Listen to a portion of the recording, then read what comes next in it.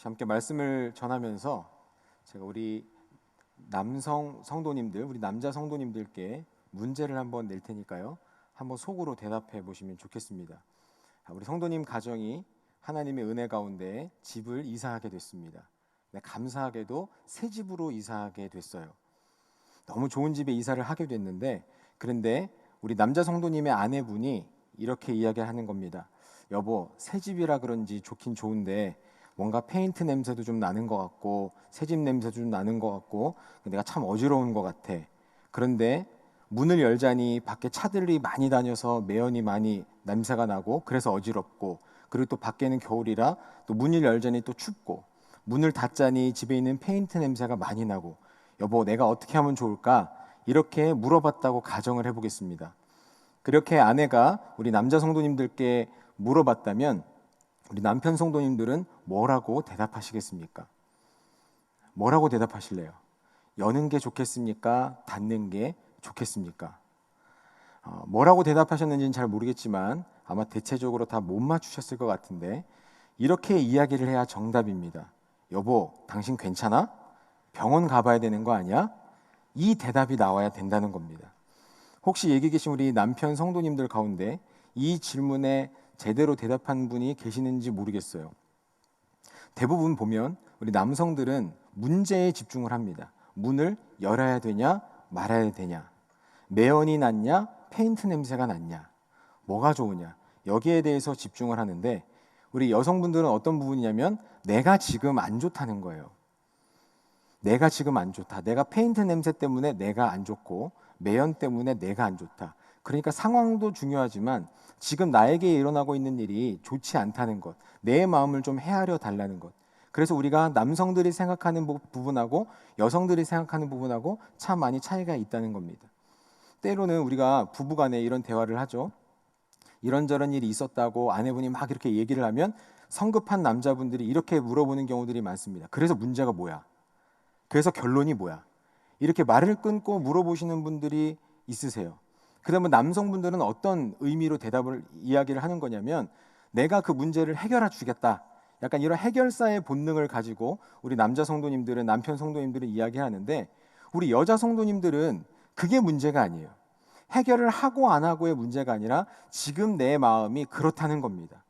문제를 해결해도 되고 안 해도 되고, 때로는 문제가 해결되는 문제도 있고 안 되는 문제도 있어요. 그게 문제가 아니고 지금 우리 여자 성도님들, 아내 성도님들의 마음이 어지럽고 안 좋다는 거예요. 그냥 이야기를 들어만 주면 된다는 경우들이 있다는 겁니다. 이렇게 살다 보면 남자와 여자 간에 마음이 맞지 않는 경우들도 참 많이 있는 것 같습니다. 그러나 우리가 서로 살아가면서 아내가 남편의 마음을 알아주고, 또한 반대로 남편이 아내의 마음을 알아주고, 자녀가 부모의 마음을 알아주고, 또 부모가 자녀의 마음과 상황들을 이해하게 될 때 그 가정에는 화목한 가정이라는 것을 이룰 수가 있게 될 겁니다. 서로가 서로를 배려하고 이해해주는 그런 훌륭한 가정이 될 거예요. 신앙생활도 이와 비슷한 것 같습니다. 하나님의 뜻을, 하나님의 말씀을 잘 이해하고 사는 사람들은요, 그렇게 기도하게 됩니다. 하나님의 마음을 내가 알기 때문에 하나님이 얼마나 이 세대를 보면서 그 마음이 아프실지를 알게 되면 우리가 하나님의 나라와 의를 구하는 기도가 자동적으로 나오게 됩니다. 하나님이 죽어가는 영혼들을 바라보시며 얼마나 마음이 아프실까, 그 마음을 우리가 깨닫게 된다면 우리 역시도 죽어가는 그 영혼들을 위해서, 때론 나와 전혀 상관이 없는 사람이라 할지라도 그 영혼들을 위해서 우리가 사역하게 되고, 그리고 그들을 위해서 기도하게 되어지는 겁니다. 그리고 그렇게 사는 사람들에게는 하나님의 능력의 역사들이 그 사람의 인생 가운데 나타나게 되는 겁니다. 그래서 신앙 혹은 믿음, 영성, 이런 부분들을 이야기할 때 때때로는 이런 부분들이 굉장히 고상하고 대단한 것처럼 때로는 그런 모습으로 드러나기도 하지만, 때때로는요 그것이 고차원적인 게 아니지 않을까, 이러한 생각들을 자주 해보게 됩니다. 아주 간단하고 명확한 거예요. 하나님의 마음을 알고 하나님의 뜻을 깨닫고 그것을 내 삶에서 이루어져 나가는 것. 어쩌면 굉장히 간단하지만 또한 반대로 굉장히 어려운 것이기도 합니다. 엄청난 능력을 가지고 무언가를 살아가는 게 영성이 아니라는 말이에요. 방언을 하거나 신비한 치유와 그런 능력을 갖는 것, 물론 이것들이 하나님께서 때때로는 그의 백성들에게 주시는 신비한 능력이 될 수도 있고 영성이나 신앙이나 능력의 일부가 될 수도 있지만 그것이 영성의 핵심은 아니라는 겁니다. 결국 이 영성의 핵심이라는 것은요, 신앙의 핵심이라는 것은 이 자녀된 우리가 아버지 하나님의 마음을 얼마나 잘 깨닫고 있는가, 저는 이것이 영성이고 신앙이라고 생각이 되어집니다. 그리고 내가 그 하나님의 마음을 깨달았다면, 하나님의 시선이 어디 있는지를 내가 깨달았다면 그것을 내 삶을 통해서 이루어 나가기 위해서 열심히 노력하고 하나님과 함께 살아가는 것, 그리고 그렇게 사는 사람들은 그의 인생 가운데 하나님의 놀라운 역사가, 기적이 나타나게 되는 겁니다. 그래서 여러분, 중요한 것은요, 우리가 어떠한 행동을 하느냐보다 그 행동이 하나님의 마음에 합한 행동인가, 하나님의 마음을 시원케 해드리는 행동인가, 하나님께서 나에게 원하시는 삶의 모습인가, 그 방향인가, 이것이 더욱더 중요하다는 말입니다.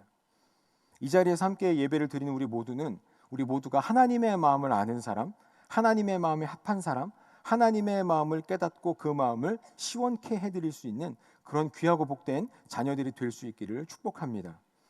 오늘 우리는 그러한 마음을 가지고 오늘의 본문을 바라보고자 합니다. 오늘 본문의 내용은 어찌 보면 좀 무시무시하기도 하고, 좀 어떻게 보면 하나님이 너무하신 것 같다는 생각을 지울 수 없는 그런 내용이 기록이 되어져 있어요. 오늘의 본문의 내용을 간략하게 말씀을 드리자면, 다윗이 타지에 있었던 그 여호와의 법궤, 원래는 블레셋으로부터 빼앗겼던 법궤 아닙니까? 그것이 이스라엘로 돌아왔는데 그 여호와의 법궤를 다윗성으로 모셔오려고 하는 거예요. 그런데 법궤를 실은 그 수레가 싣고 내려오는 중에 갑자기 그 앞에 있었던 소가 막 날뛰니까 법궤가 떨어지려고 하는 겁니다. 그러니까 그 곁에 있었던 우사가 하나님의 궤를 떨어지지 않게 하려고 붙들었어요. 그러자 하나님께서 그 궤를 붙들었던 우사를 치셔서 그 자리에서 즉사하게 하셨던 사건이 오늘 본문에 기록이 되어져 있습니다. 그래서 다윗은 수레를 다윗성으로 옮기려고 했던 그 모든 내용들, 행사들을 중단하고 그곳 이름을 베레스 우사, 하나님이 우사를 치셨다, 이런 뜻으로 그 지역의 이름을 지어버렸습니다. 한편으로 우리가 생각해 보면 그래도 이 우사라는 사람의 마음 가운데 하나님의 법궤를 소중히 여겼으니까 그런 행동을 한 건 아니겠습니까? 여러분들 입장 바꿔놓고 생각해 보세요. 여호와의 법궤, 우리는 실제로는 본 적도 없지만 여호와의 법궤가 다윗성으로 내려가고 있는데, 그곳을 향해서 가고 있는데 앞에서 소가 날뛰니까 그 여호와의 그 존귀한 법궤가 수레에서 떨어지려고 해요.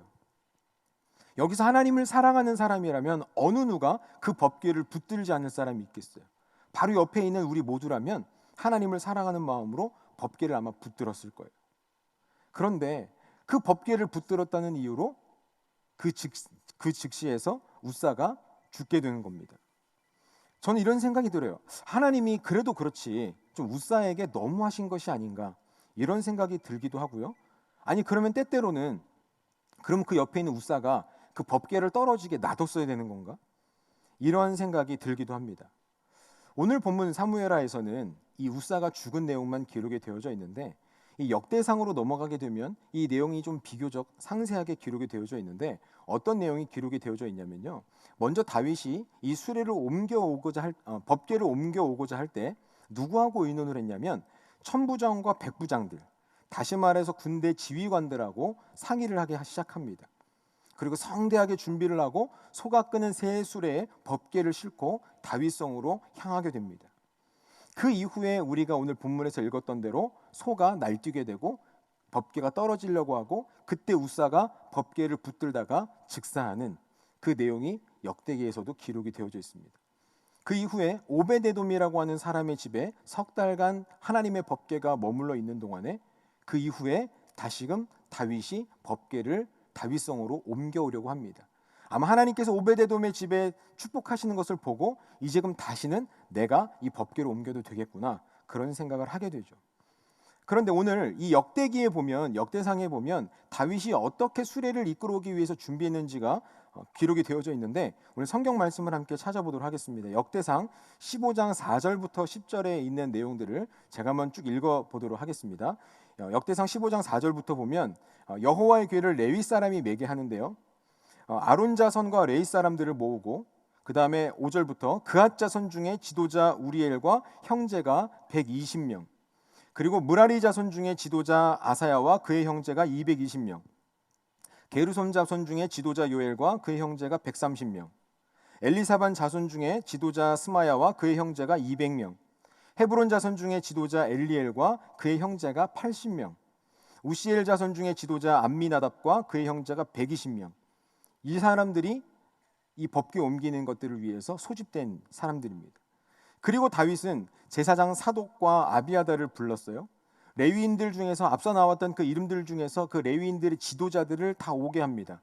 총 8명의 지도자들을 불러서 그들의 몸을 성결하게 하고 여호와의 궤를 어깨에 메어 올리도록 지시합니다.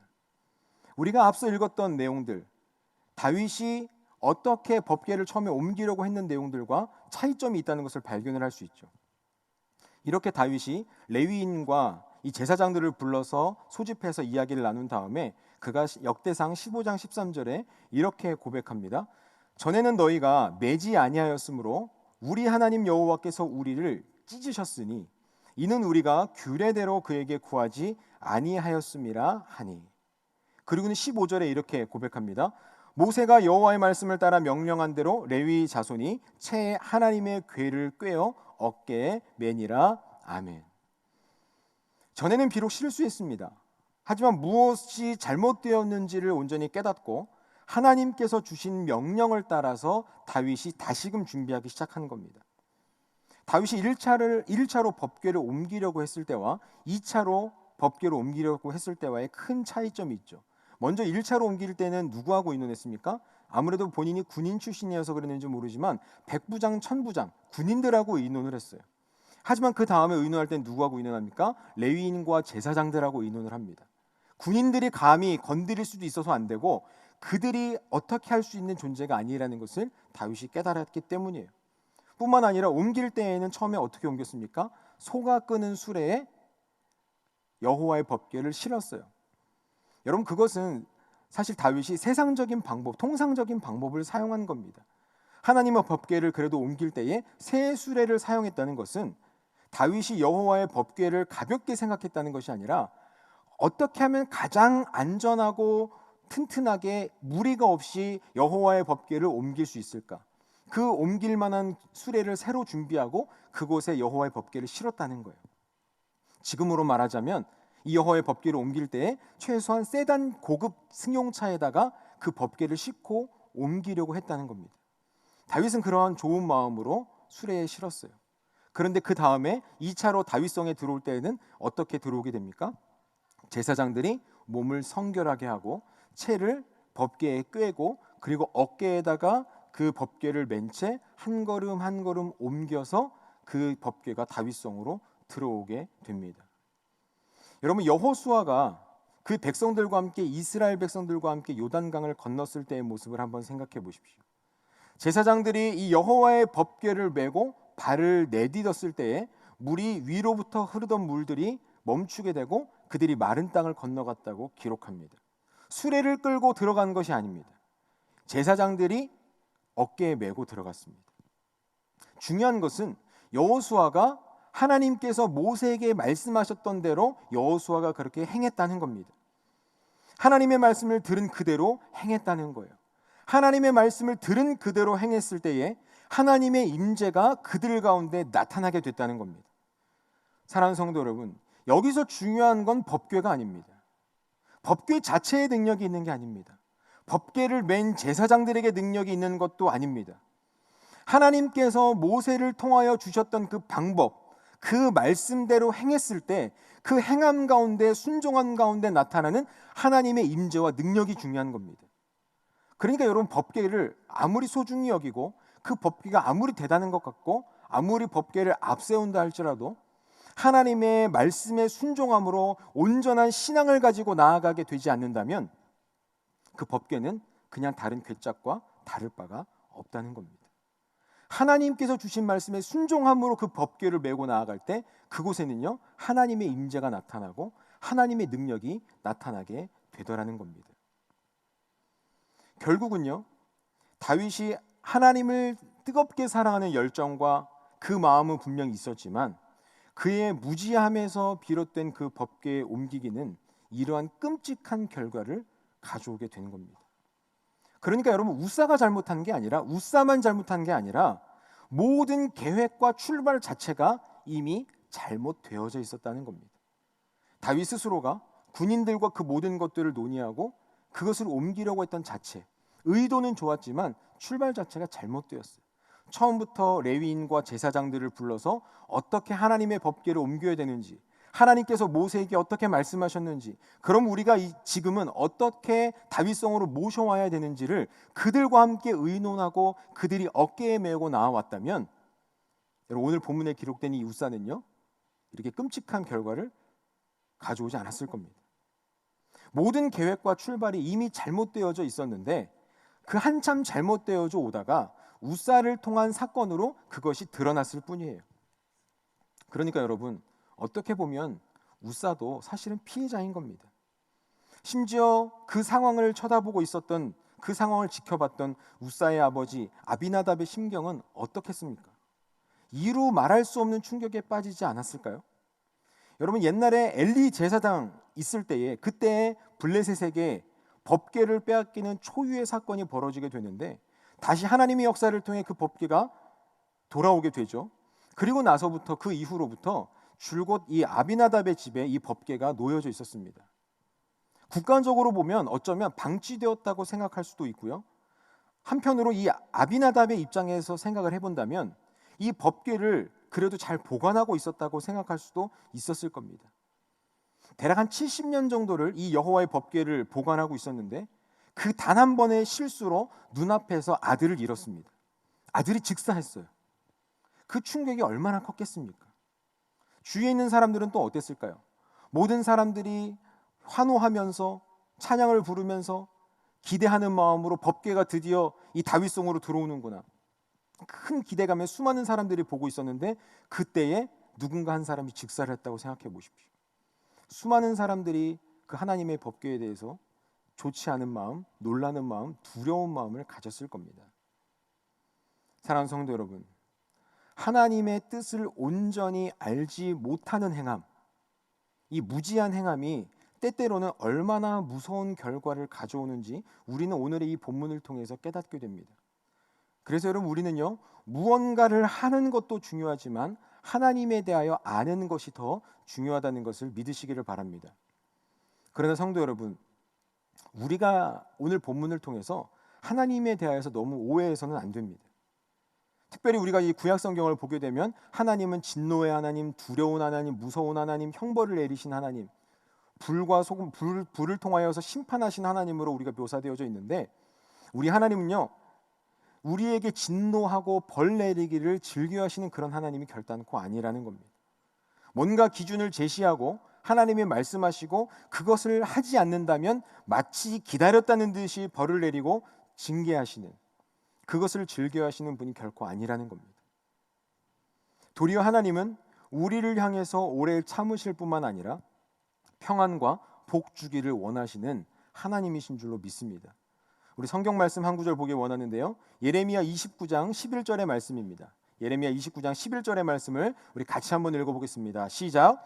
여호와의 말씀이니라. 너희를 향한 나의 생각을 내가 아나니 평안이요 재앙이 아니니라.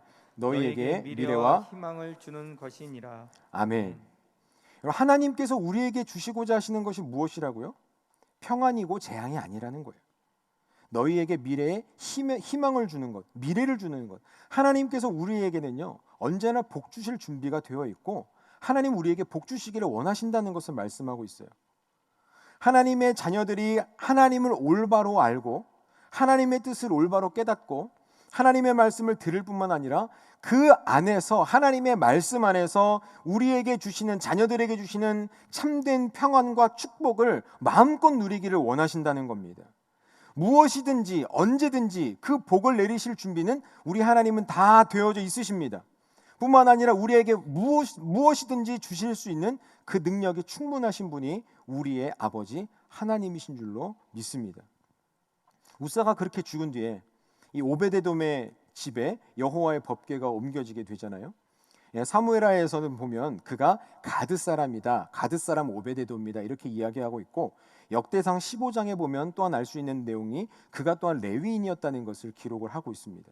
학자들 간의 견해로는 이 가드라는 곳이 블레셋 지역에 있는 가드냐 다른 지역의 가드냐 여러 가지 이야기들이 있긴 있지만, 어쨌든 중요한 건 뭐냐면 이 오베데돔이라는 사람은요 그냥 지방에 있는 다른 민족 사람이 아니고 레위인 중에 한 사람이었다는 거예요. 이 법궤가 레위인인 오베데돔의 집에 머물렀을 때에 하나님은 오베데돔의 집에 큰 복을 내리셨습니다. 여러분, 하나님께서 원하시는 건 그거예요.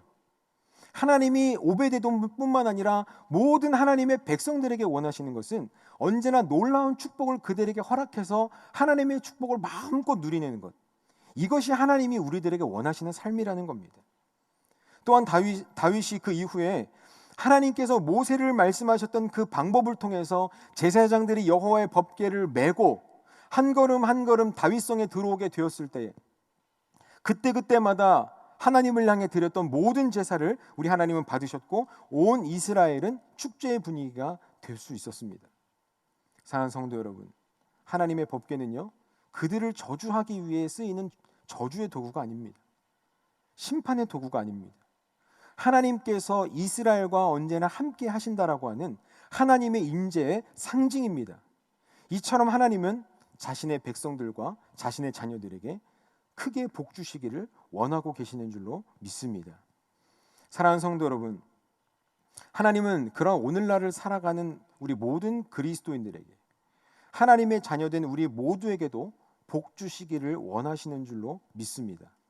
그 복이 사람들마다 조금 다를 수 있고 적용되는 부분들이 좀 다를 수는 있겠지만 이 한 가지는 분명합니다. 하나님은 자녀된 우리 모두에게 하나님이 주실 수 있는 한 가장 큰 축복을 우리에게 주시기를 원하시고, 또한 이미 우리에게 예수 그리스도를 보내심으로 이미 그 모든 사랑을 확증하셨고요, 앞으로도 우리들에게 가장 좋은 것으로 응답해 주실 줄로 믿습니다. 그런 우리들에게 우리 하나님이 원하시는 것이 있다면 그것은 하나님의 말씀을 바르게 알고 하나님의 뜻을 깨닫고 그 하나님의 뜻대로 살아가기를 우리 하나님은 원하고 계신다는 사실입니다. 여러분, 하나님의 말씀대로 산다는 것, 우리가 신앙생활을 한다는 것은 단지 우리의 행동이 어떤 성경에 나와 있는 율법의 기준에 부합했느냐 안 했느냐, 단순히 지켰느냐 안 지켰느냐, 주일 성수를 했느냐 안 했느냐, 이 정도의 문제가 아닙니다. 여러분, 하나님께서 우리들에게 말씀하신 하나님의 말씀을 바로 알고 하나님의 말씀대로 살으라는 의미는 단순히 율법을 지켰는지 안 지켰는지의 문제가 아니라 하나님께서 우리에게 주시는 그 하나님의 말씀을, 그 무게를 내 삶의 중심에 온전히 두고 나에게 주신 그 하나님의 말씀을 지켜내기 위해서 나의 생각과 나의 노력과 시선이 하나님으로 향해 있는 것을 고백하는 삶의 모습이 진짜 신앙인의 모습인 줄로 믿습니다. 다시 말해서 나에게 있어서 하나님이 하나님됨을 인정하고 하나님을 신뢰하는 것을 말합니다. 단순히 행동 하나만이 아니라 온 마음을 다해서 하나님과 그러한 인격적인 교제를 가지고 하나님의 뜻을 묻고 하나님의 뜻을 깨닫고 그 하나님의 뜻을 이루어가기 위해서 몸부림치는 우리의 그런 삶의 모습들, 여러분, 하나님께서 우리에게 원하시는 모습은 바로 그런 겁니다. 그러한 모습을 보실 때에 하나님은 우리들에게 말씀하시는 겁니다. 너가 나를 사랑하고 내가 너를 사랑하고 너가 나의 말을 청종하고 너가 나를 존귀하게 여기는구나. 그 하나님과의 인격적인 교제가 온전하게 되어질 때 하나님은 그러한 자들에게 준비되어 주신 놀라운 축복들이 우리들에게 있을 줄로 믿습니다. 이제 말씀을 정리하겠습니다. 사랑하는 성도 여러분, 우리는 대부분 신앙생활을 하면서 단지 성경에 기록되어 있는 말씀 그대로만 살려고 노력하는 경우들이 있습니다. 물론 그것도 굉장히 소중한 것입니다. 하지만 하나님께서 우리에게 원하시는 것은 성경에 기록된 대로 율법대로만 지키는 것이 아니라 예수 그리스도의 마음을 품고 그 마음을 가지고 하나님이라면 어떻게 하셨을까? 하나님은 우리에게 무엇을 원하시는가? 그 마음을 우리가 깨닫고 그 마음을 가지고 이 세상 가운데 살아가기를 원하고 계십니다. 이 자리에 있는 우리 모두가 하나님의 마음을 알되 바르게 알고 온전히 알아서 그렇게 삶을 살아감을 통하여서 우리를 위해 예비하신 하나님의 놀라운 축복들을 하나도 빠짐없이 다 받고 누리게 되는 저와 여러분들이 다 될 수 있기를 주님의 이름으로 축원합니다. 아멘.